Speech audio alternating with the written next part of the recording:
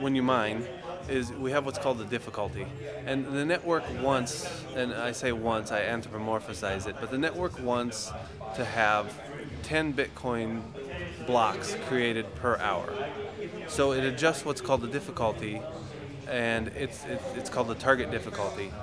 And that's how hard it is to mine a block. So the more miners you have on a network, the higher the difficulty goes. And when the difficulty is high, it will allow, the difficulty scales to be as close to 10 blocks per hour on average as it can make it.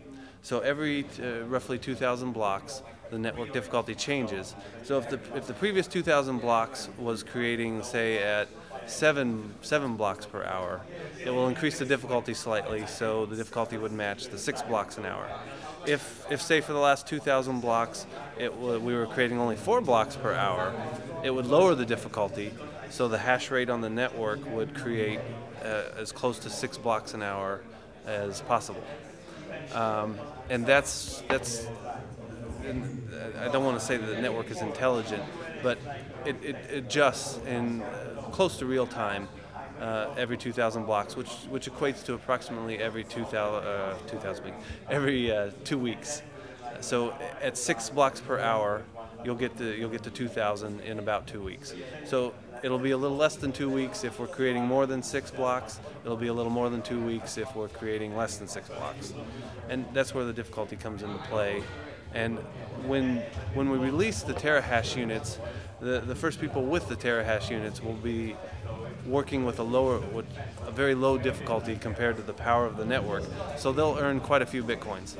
But after the 2,000 blocks are created, the network difficulty will jump up suddenly, and those people will be earning less on those blocks, or they'll be earning less Bitcoins because they'll be producing less blocks per hour because the difficulty scaled up, so we'll only be producing, again, 6 blocks per hour.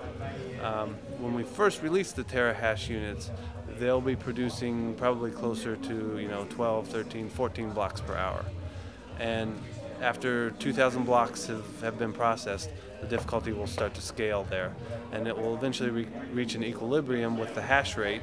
So say we have 10 terahash units on the network, the difficulty will scale by probably a factor of 0.5, so it'll jump up double what it is now, and we'll be back down to creating about 6 blocks per hour. So, the figure that you just told me a minute ago is that you're selling these for 30 grand. Right. $30,000. Yeah, we're selling the new ASIC units for $30,000, and as I said, we could be selling them for a lot more. But we want Bitcoin to succeed. We want this to be out in the hands of as many people as possible, so that it's distributed throughout the world. It's distributed throughout very many different people with different ideologies and reasons for mining, and that prevents any nefarious entity from saying, okay, we want to co-opt the network. We're going to spend $3, $4, $5 million, and we're going to create 51% of the network hash rate, and then they can dictate what happens on the network. When it's all distributed, and this is the reason we're selling them much cheaper than we could sell them for, is because we want people to buy these. We want people to get them out.